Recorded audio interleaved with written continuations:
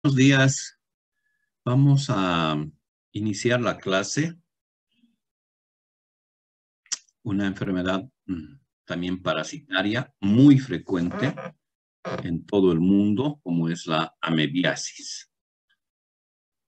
Algún grupo ya de prácticas había dado a este tema, lo habían hecho muy bien. Entonces, para ellos es solamente ya un repaso.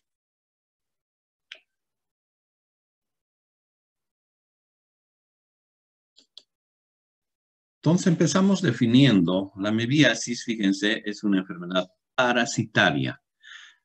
Lo mismo que las anteriores enfermedades parasitarias, forma parte de este grupo ocasionado por un protozoario, vale decir una variedad de microorganismo unicelular, como es la entamoeba histolítica. Su accionar lo hace a nivel del colon, también pero a nivel extracolónico, como por ejemplo tiene accionar a nivel del hígado, pulmones y el cerebro. Esto a partir de que puede extenderse por vía hematógena.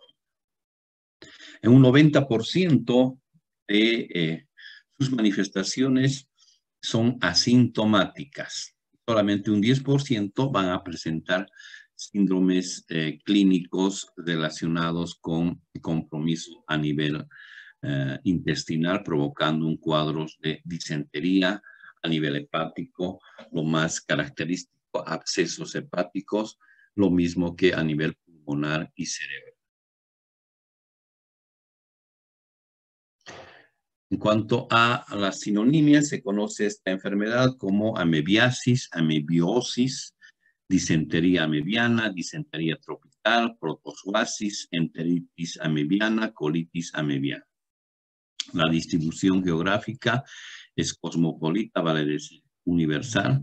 Su presentación es en todo el mundo, de preferencia en áreas tropicales y subtropicales, con un componente de que es muy frecuente esta presentación en países en vías de desarrollo, donde las condiciones de los servicios básicos y el bajo nivel educativo son deficientes estos aspectos que favorecen la transmisión de esta enfermedad parasitaria. Algunos aspectos morfológicos de la entamoeba histolítica. Tiene dos formas en su ciclo de vida, una forma de trofozoito y otra forma de quiste. En la forma de trofozoito, que es la forma vegetativa, la forma activa, podríamos decir, o la forma activa, mide entre 15 a 60 micras. Esta es la forma del trofozoito. Tiene un endoplasma claro, un endoplasma además granuloso. Tiene pseudópodos. Tiene un núcleo esférico con un endoplasma pequeño a este nivel. Tiene fibrillas acromáticas en el núcleo y la membrana citoplasmática. Estas son las características del trofozoito. Forma de quiste es algo mucho más pequeño, es esférico, tiene una pared quística, tiene 4 núcleos, mide más o menos 10 a 15 micras, es mucho más pequeño que el trofozoito. Tiene barras cromatoides y una vacuola de glucógeno. Podemos ver en estas fotografías ambas formas de la entamoeba, ¿no? Su forma vegetativa, en su forma de quiste, que ya vamos adelantando, es la forma infectante de esta enfermedad. Vamos a ver, ya actualizando el tema, que ya a la literatura está refiriendo a la presencia de 4 especies de amebas intestinales. Estas 4 especies tienen características morfológicas idénticas a las que hemos descrito. Estas son la entamoeba histolítica, la entamoeba dispar, la entamoeba Moskowski y la Bangladesh. ¿No? Estas son las 4 amebas, de las cuales la histolítica y la dispar son las que han tenido más manifestaciones clínicas en el ser humano.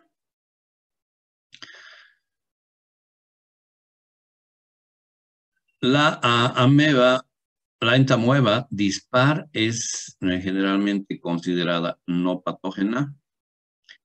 Las infecciones por la entamoeba Moskowski se están presentando cada vez de forma más frecuente, con evidencia ya de patogenicidad en el ser humano.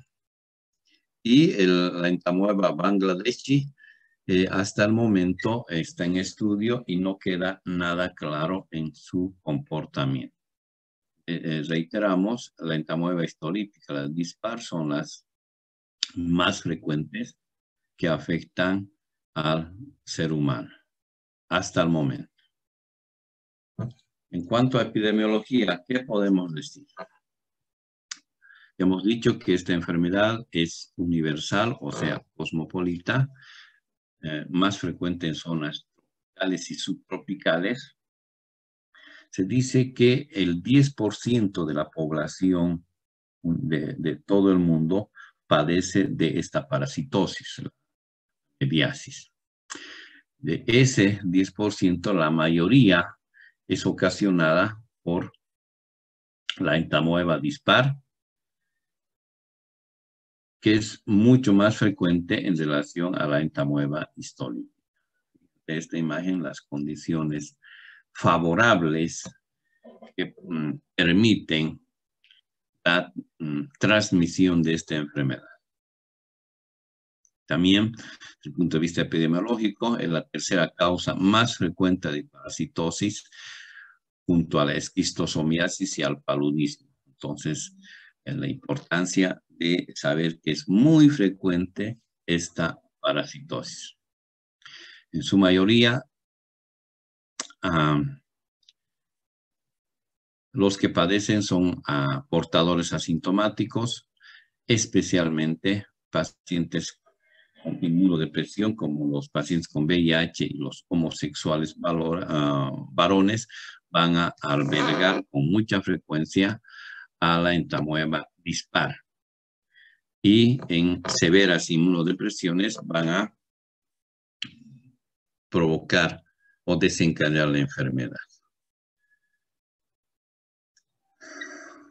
Es muy prevalente en países en vías de desarrollo por sus condiciones socioeconómicas y niveles de saneamiento deficientes, donde los aspectos o los hábitos higiénicos son inadecuados y además los homosexuales varones favorecen su transmisión. ¿Qué áreas son de mayor prevalencia o tienen altas tasas de incidencia de esta enfermedad?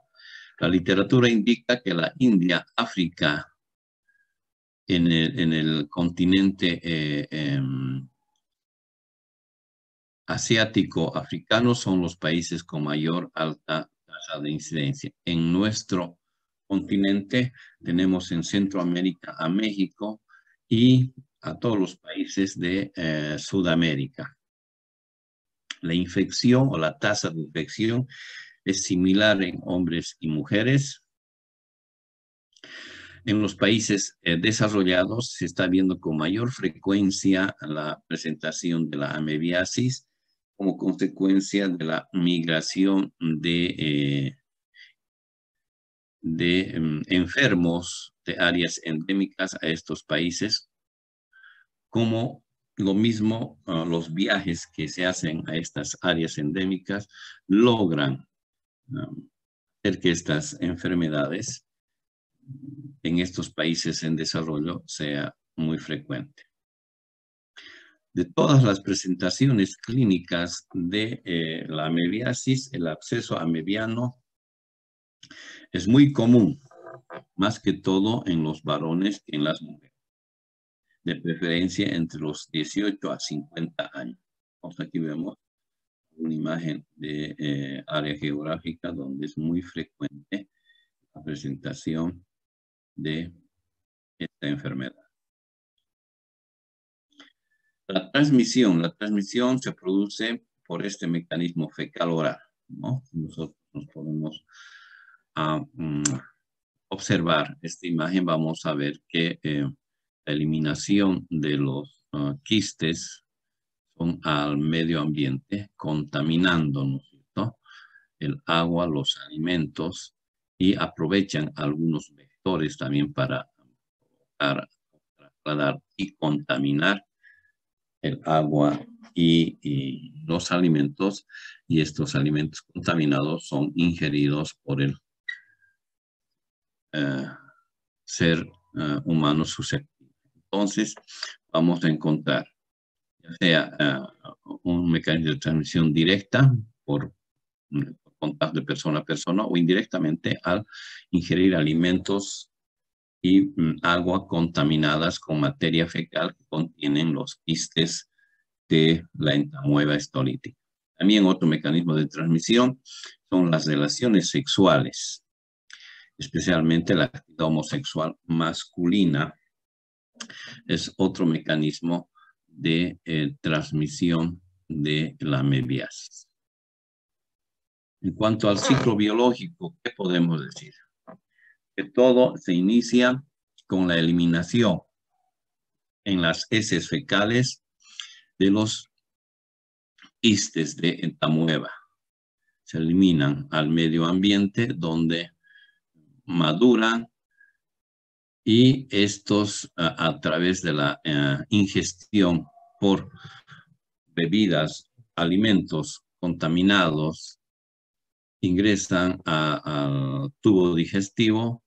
Primeramente se ubican en el intestino delgado, luego en su hábitat natural, que es el intestino grueso, en cualquier nivel del intestino grueso, y bajo el efecto patogénico que tienen por circulación pueden afectar al hígado, al pulmón o al cerebro. Este es el mecanismo o el ciclo biológico de la entamoeba, ¿no? Aquí podemos ver que una vez que están en el medio ambiente o en el tubo digestivo, van a eclosionar y van a hacer que emerjan los trofozoitos. Los trofozoitos binaria van a multiplicarse y dejar, ¿no es cierto?, más trofozoitos, y si estos se quedan a nivel intestinal, son eliminados, se van a formar los. Desde el punto de vista de la patogenia, podemos recordar de que todo se inicia a partir de la ingestión de quistes a través del agua o alimentos contaminados con heces. Estas llegan al intestino delgado, donde se desenquistan y liberan los trofocitos que van a migrar hasta el intestino grueso, donde a través de la fisión binaria los trofocitos van a formar nuevos quistes, y sin penetrar a la mucosa, estos pueden ser nuevamente eliminados por las heces al medio ambiente o quedarse en el tubo digestivo, y por el efecto citopatogénico que tiene, pueden diseminarse por la circulación portal a otros lugares, ¿no? Como el hígado, el cerebro, el pericardio, el pulmón.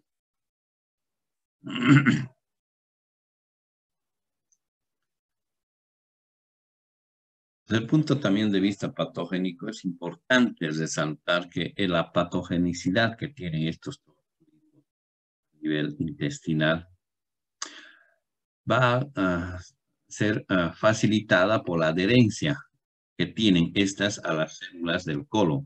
¿A través de qué? A través de una lecitina específica, la cual se llama la lecitina galactosa de acetilgalactosamina. Esta lecitina va a favorecer su adhesión. Se ha visto desde el punto de vista del compromiso que pueda tener este parásito que algunos seres humanos carecen de esta lecitina galactosa y van a ser muy resistentes al efecto que tenga este parásito a nivel intestinal. Entonces, esto comentarles que juega un papel importante, ya que la inmunidad de la mucosa contra la lesión parece mediar en algún grado, dándole protección contra la enfermedad principalmente invasiva, ¿no? Porque puede tener un efecto local la entamoeba a nivel intestinal, o puede tener un efecto por su virulencia de poderse diseminar y afectar a otros órganos. Entonces, la presencia de esta lecitina galactosa permite dar al ser humano una protección contra el efecto de este parásito.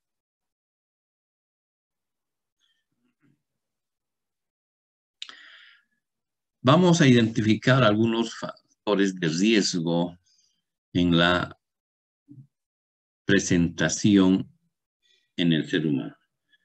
Volvemos a decir que el 90% de las infecciones son asintomáticas. El 10% son sintomáticas, de las cuales el 9% pueden cursar con cuadros clínicos de diarreas no disentéricas, o sea, no presentar pudesmo ni sangre, y solamente un 1% presentar verdaderas diarreas disentéricas.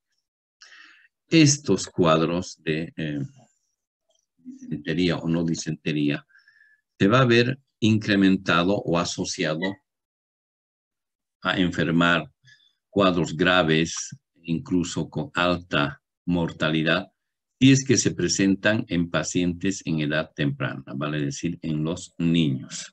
También personas embarazadas, personas que están utilizando corticoides, pacientes que cursan con procesos neoplásticos malignos, pacientes desnutridos y alcohólicos, son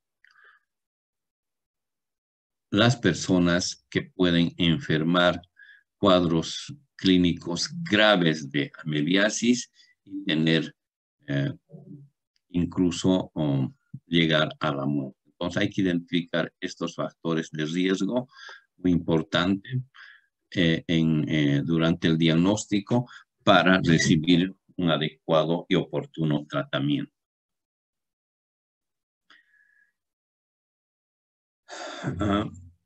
Podemos decir que en un 90% el agente patógeno es la entamoeba histolítica.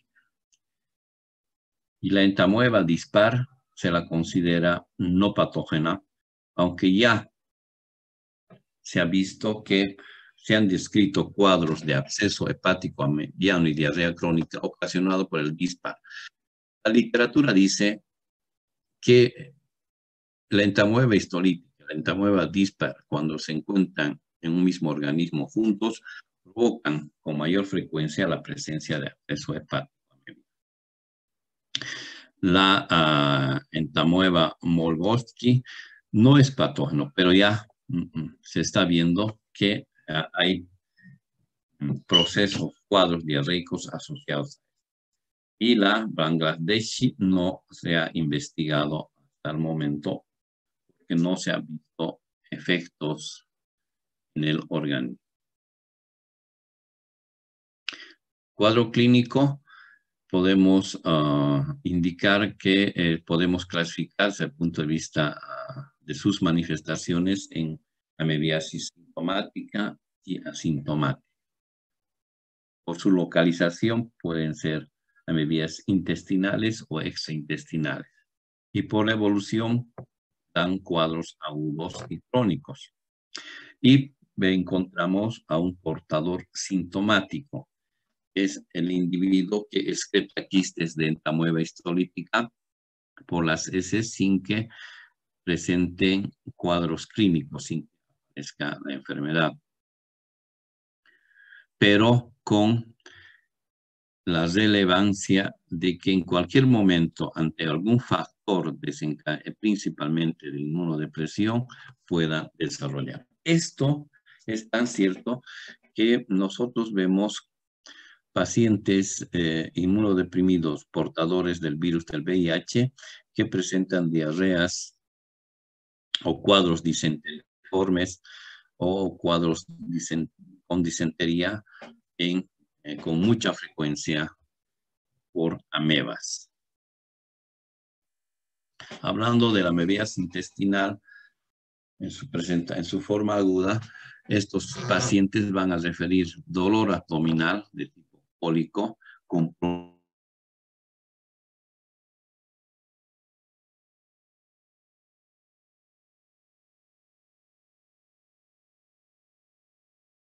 sangre o mucha sangre y moco, o presentan cuadros de disentería clásica, ¿no? Acompañadas además y también refieren cefalea. Estos cuadros de amebiasis intestinal aguda es mucho más severo en niños y en lactantes. Al estudio histopatológico que se puede apreciar secundario al efecto que tenga la amueba a nivel de la mucosa intestinal. Vamos a encontrar pequeñas úlceras con bordes definidos, edematoso, con eritema alrededor, que van a crecer en extensión y en profundidad, logran converger y logran necrosarse. Es muy frecuente ver complicaciones por una amebiasis intestinal, como son las perforaciones intestinales. Entonces, este es el cuadro que va a referir el paciente que está cursando una amebiasis intestinal. Cuando cursan con colitis amebiana aguda, esta se puede manifestar de tres formas. El paciente puede manifestarse con un síndrome diarreico leve, vamos a encontrar deposiciones no disminuidas solamente en su consistencia, no líquidas, aumentadas en número, refieren dolor cólico, a veces pueden referir tenesmo rectal, hay compromiso del estado general no significativo y pueden cursar con fiebres no significativas que no pasan de los 38 grados centígrados. O pueden desencadenar síndromes disenteriformes, donde van a presentar evacuaciones fecales con moco, sangre y tenesmo rectal. Aquí es típico la presencia del tenesmo rectal. Refieren dolor abdominal tipo cólico muy, muy intenso y hay compromiso del estado general y fiebre. O cursar con un síndrome netamente disentérico. Aquí ya las evacuaciones son mucho más, pueden pasar los 10 por día, acompañadas siempre de moco y sangre, dolor intenso de tipo cólico, hay tenesmo rectal intenso, hay compromiso del estado general, hay fiebres encima de 38 grados. Todo este cuadro desencadena signos de deshidratación, ya sea grave o moderada, cursan con distensión abdominal, donde a la auscultación podemos encontrar que el peristaltismo aumentado, es muy doloroso a la palpación en el abdomen, principalmente en el marco colónico, más que todo en ambas fosas ilíacas. Y pueden tranquilamente estos pacientes evolucionar a un megacolon tóxico y perforación. Vale decir, dos complicaciones muy severas de la colitis amebiana aguda. También podemos encontrar cuadros, pero muy poco frecuentes, como es la apendicitis amebiana. Esta apendicitis amebiana es difícil de distinguir de la amebiasis, de la apendicitis por otro tipo de microorganismos, porque su cuadro de presentación es casi similar. Apenas podemos encontrar un 2% la presentación de una apendicitis amebiana y se va a acompañar con mucha frecuencia con perforación y absceso amebiano a este nivel. Pueden transcurrir estos pacientes con diarrea, con moco y sangre de varios días, dolor en fosa ilíaca derecha, presentan además muchas evacuaciones sanguinolentas y moco, cursan con fiebre, taquicardia y náuseas, ¿no? Esto nos diferencia de una amebiasis, de una apendicitis de otra etiología, donde hay náuseas y vómitos, pero no hay diarrea, sino más que todo fiebre y dolor en fosa ilíaca derecha, puede hacernos sospechar de la posibilidad de una apendicitis amebiana.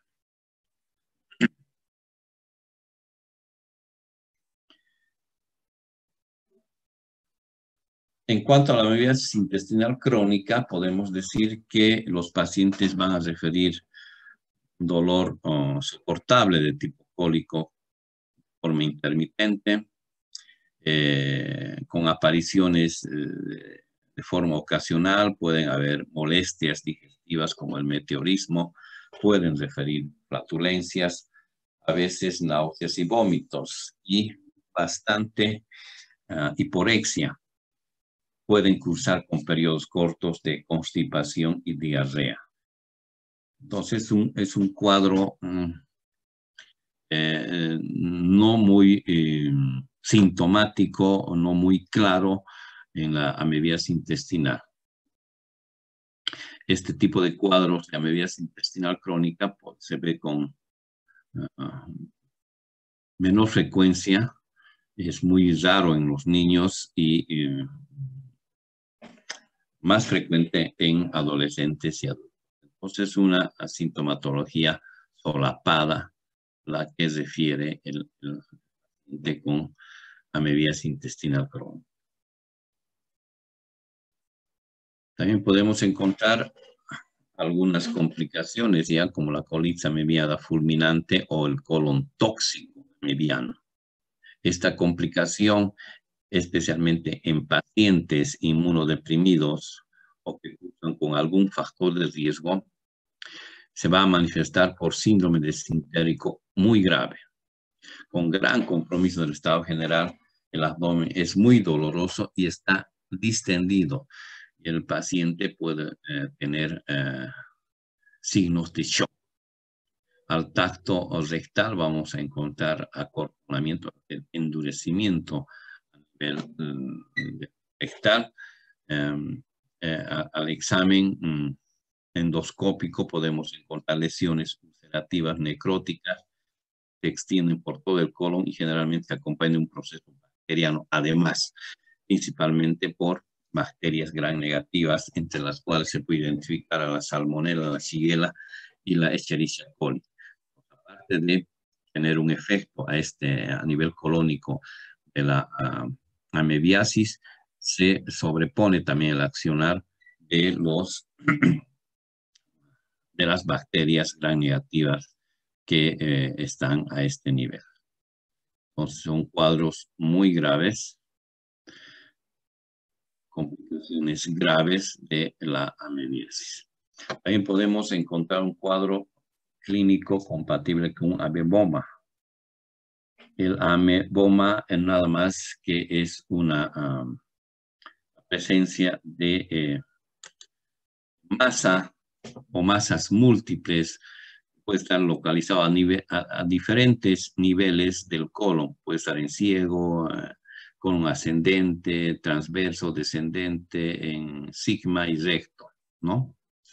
Esta presencia de esta masa puede ir acompañado por diarreas sanguinolentas y bastante dolor abdominal de tipo cólico. Esta presencia de estas masas llamadas amebomas secundarias a la entamueva es consecuencia de que hay tejido de granulación hiperplásico localizado.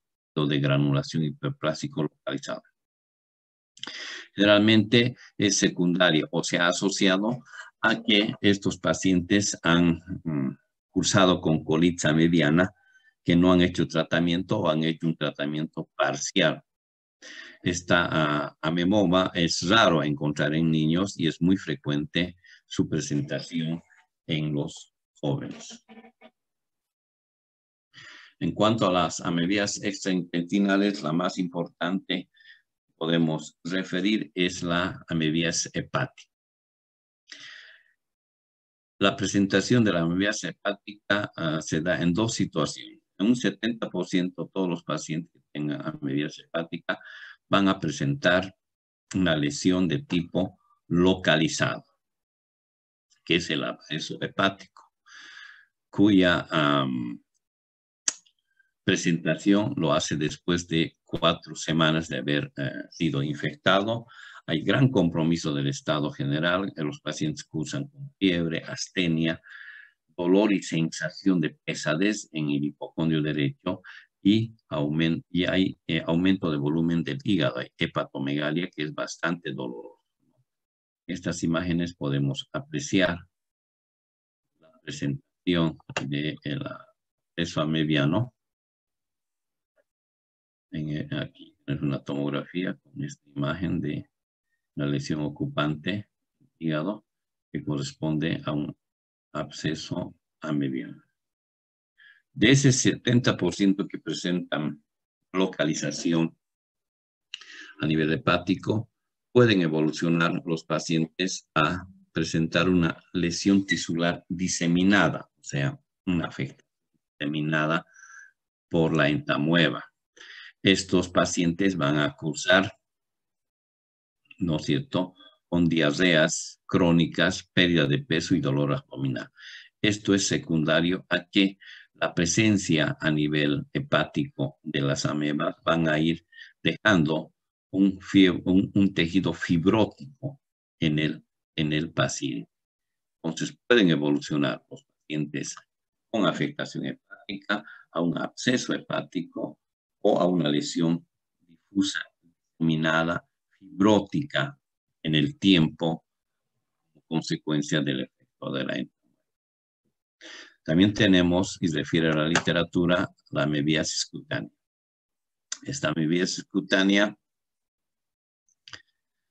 podemos apreciar en lactantes como la presencia de úlceras de bordes bien definidos, sangrantes y dolorosos, que tienen un crecimiento rápido. En cuestión de 24 horas se extienden estas lesiones amebianas, ¿no?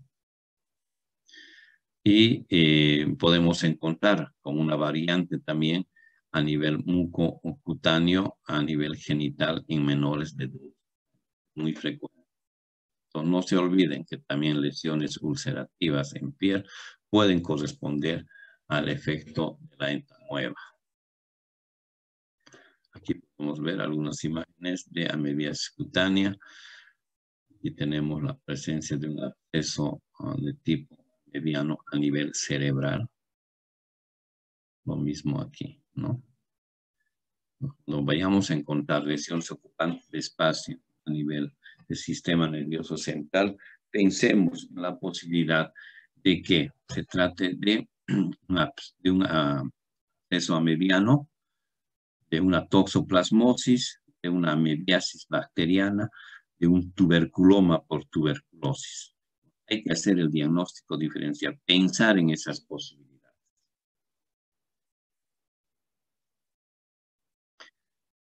Diagnóstico diferencial de la amebiasis intestinal.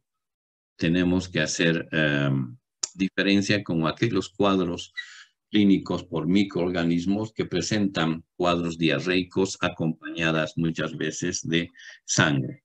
Entonces, dentro de esos tenemos que pensar cuadros diarreicos ocasionados por Shigella, Escherichia coli, que principalmente la enteroinvasiva y la enterohemorrágica, cuadros por Salmonella, Campylobacter, son difíciles, y algunas especies de Virion como el Virion cholerae, o pensar en la tuberculosis intestinal. Entonces, con todos estos microorganismos debemos hacer diagnóstico diferencial. Y el diagnóstico diferencial se lo hace principalmente con resultados laboratoriales que identifican a la especie que esté ocasionando ese cuadro. Entre las causas no infecciosas hay que hacer un diagnóstico diferencial con un cuadro de intestino isquémico o con enfermedad inflamatoria intestinal o diverticulitis. Estos cuadros de tipo no infeccioso también simulan procesos infecciosos intestinales de amebiasis. No nos olvidemos hacer el diagnóstico diferencial con estas otras causas infecciosas y no infecciosas. Algunas complicaciones que deja el accionar de la entamueba puede ocasionar perforaciones en cualquier nivel del colon y desencadenarnos peritonitis, lesiones hepáticas, amebomas, estenosis de ano y recto, además del sigmoides, fistulizaciones hacia la piel y colon tóxico amebio. Estas son las complicaciones que deja la amebiasis. En cuanto al diagnóstico de esta enfermedad, podemos decir que el diagnóstico primero que podemos solicitar es la microscopía, vale decir un examen directo de heces para buscar trofozoitos o quistes en una muestra de heces. También podemos, a partir de solicitar una biopsia del borde de una úlcera mediante un estudio por sigmoidoscopía, podemos hacer tinciones con tricómica o hematoxilina férrica. Con todo este estudio de microscopía es muy difícil distinguir si estamos frente a una entamueba histolítica o una entamueba dispar. Es un poco difícil de estudio distinguir claramente a la especie. También podemos solicitar un coprocultivo en medios especiales para poder identificar a la entamueba. Puedo pedir también detección de antígenos mediante ELISA, radioinmunoensayo, inmunofluorescencia. Es muy sensible y específico hasta un 90%. Muy fácil de realizar esta prueba y nos permite ya hacer la diferenciación entre ameba histolítica y ameba o entamueba dispar. En cambio, este estudio no nos permite, ¿verdad?, distinguir aquí. Mediante la detección de antígenos ya podemos distinguir a la especie, ¿no? Y utilizamos, repito, ELISA, radioinmunoensayo o inmunofluorescencia. Puedo también hacer estudio de serología para detectar anticuerpos. Lo mismo, solicito hemoglobina directa o indirecta y ELISA, ¿no?, para poder distinguir. Puedo solicitar PCR en heces. Esto también me permite diferenciar a la especie. Y puedo solicitar gammagrafía con galio, para permitirme hacer la diferencia entre un absceso amebiano o un absceso piógeno. En el absceso amebiano, solicitando una gammagrafía, el signo es que no capta, ¿no?, el hisopo y solo lo hace alrededor nada más de la lesión. En cambio, cuando es un absceso piógeno, la imagen tiene una captación central. Entonces,